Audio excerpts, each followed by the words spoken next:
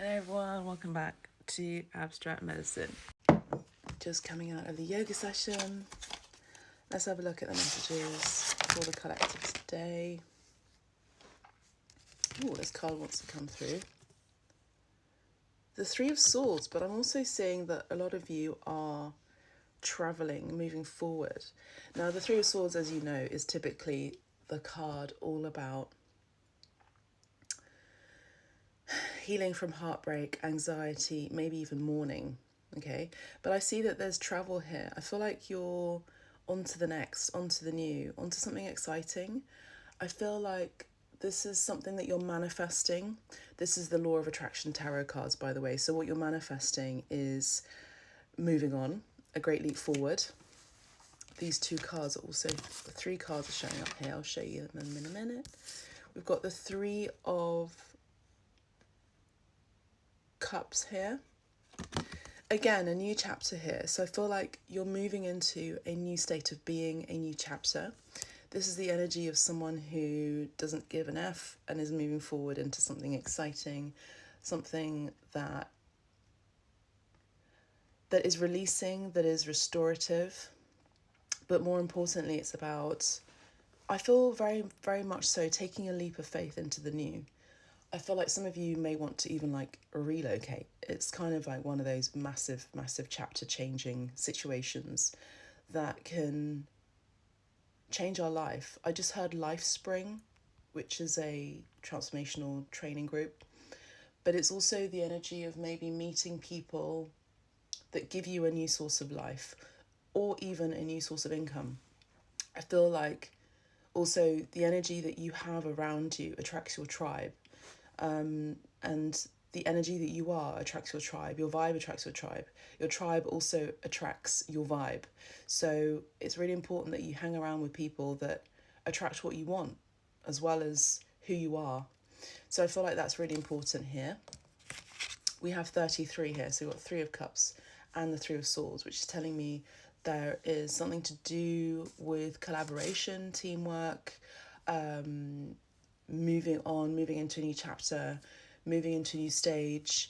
Maybe some of you are going to be taking the red eye, so you're going to be taking the flight at night. And we have the Ace of Cups. So I do see that, to be honest with you, this feels like an energy of abundance, prosperity. I see that this is a new beginning. This is something that is going to be abundantly clear to you who has really been there for you and who has been there for your demise. So I see that, again, this is about tribe, this is about tribal network, this is about community, this is about who fills your cup rather than drains it. This is about financial prosperity. Again, I feel like the people that you surround yourself with are going to really attract your financial success, because some of you may also have your pars fortuna in astrology with regard to your house of partnerships in the house of number 7. So the 7 is Libra energy, I think, which is love. So some of you could actually come into a relationship. You're moving on, you're moving into a new location, relocating even, or even physically traveling forward to something, or even just moving on to the next energetically.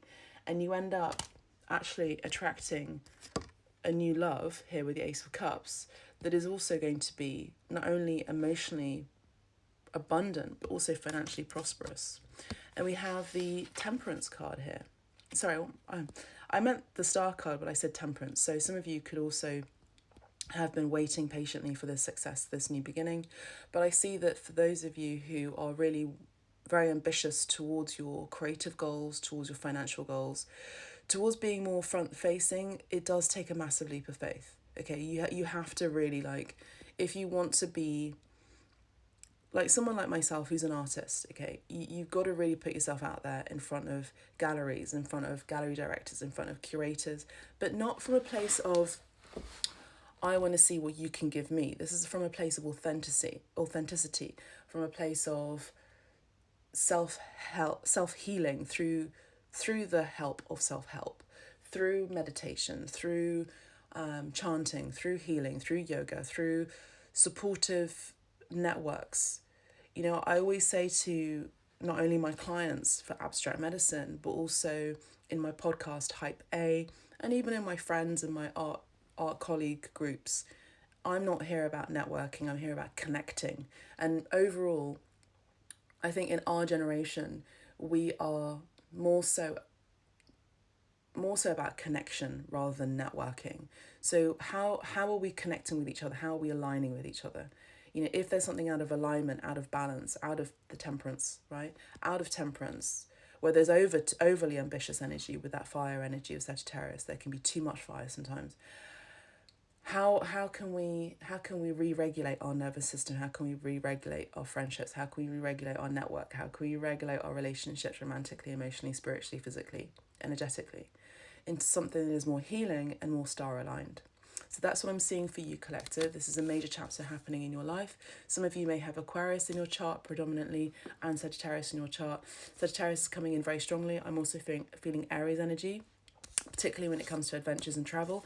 But take it as it resonates. It's just energy. It's also the archetypes of those signs, Sagittarius, Aries, as well as Aquarius. Okay, we are in the age of Aquarius. We're also in the season of Aquarius coming up next week for January 2026. So the 20th of January. All right, lots of love. Bye for now. Let me know how it resonates. Have a good day. Bye for now.